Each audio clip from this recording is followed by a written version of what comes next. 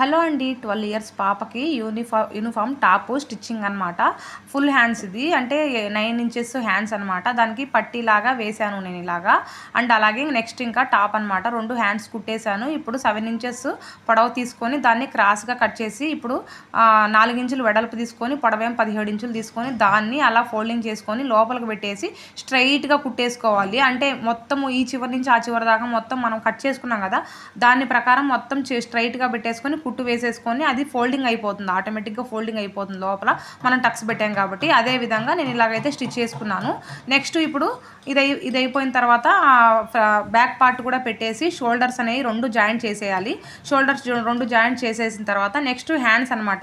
Hands కూడా joint చేసేసుకున్న తర్వాత నెక్స్ట్ ఇప్పుడు కాలర్ అనేది మనం కుట్టుకోవాలన్నమాట. చాలా ఈజీగా. ఇది నేను షార్ట్ వీడియో, నేను లాంగ్ వీడియో మీకు ఎవరికైనా కావాలి ఈజీ మెథడ్లో చెప్పాలి అనుకుంటే నేను లాంగ్ వీడియో అనేది నేను మీకు పోస్ట్ చేశాను. అది చూసి మీరు కుట్టండి. నా ఛానల్లో ఉంది, ఒకసారి చెక్ చేయండి. ఇప్పుడు కాలర్ అనమాట. చుట్టూ ఎంత ఉందో చూసుకొని దాన్ని ఆఫ్ చేసేసుకొని దాని ప్రకారంగా ఖర్చు పెట్టుకొని 2 ఇంచెస్ వెడలు పెట్టేసుకొని నేనైతే 8 ఇంచులు వచ్చింది, 8.5 ఇంచు పొడవు తీసుకొని దాన్ని నెక్కి ఎలా తీసుకుంటాం అలా షేప్ తీసుకొని 2 కట్ చేసుకోవాలి. నాది కొంచెం మందగా ఉంటుంది క్లాత్ అని చెప్పేసి నేను 2 పీసులే తీసుకున్నాను.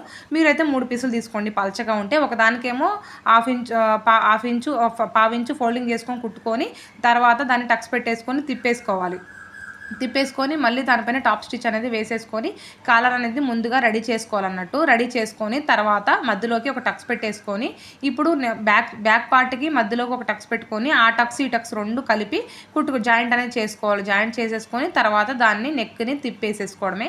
చాలా ఈజీ కాలరు. అది కూడా చాలామందికి తెలియదు అనమాట. తెలియక కష్టం అనుకుంటారు అంతే. ఊరికే తెలియకుండా నేను కూడా అలాగే తెలియకుండా వీడియోస్ అన్నీ చూసేసి నాకు రాలేదు, నాకు తెలియలేదు అనుకున్నాను. కానీ వన్స్ నేను కుడుతూ ఉంటే ఆటోమేటిక్గా మనకి ఎలా కుట్టాలనేది మనకు అర్థమైపోతుంది. చాలా ఈజీ అండి, అదేం కష్టమేం కాదు. కానీ నా వీడియోలో ఒకసారి నేను మీకు క్లియర్గా చెప్పాను. ఒకసారి చూసి తర్వాత మీరే కుట్టుకోవచ్చు. చాలా ఈజీ అండి. నేను చెప్పిన మెథడ్ మీకు అర్థమైతే ఒక లైక్ చేయండి, అలాగే సబ్స్క్రైబ్ చేసుకోండి. నెక్స్ట్ ఇంకేమన్నా కావాలంటే మీకు ఏమైనా డౌట్ ఉన్నా కామెంట్ సెక్షన్లో కామెంట్ చేశారంటే నేను ఖచ్చితంగా క్లియర్ చేస్తాను.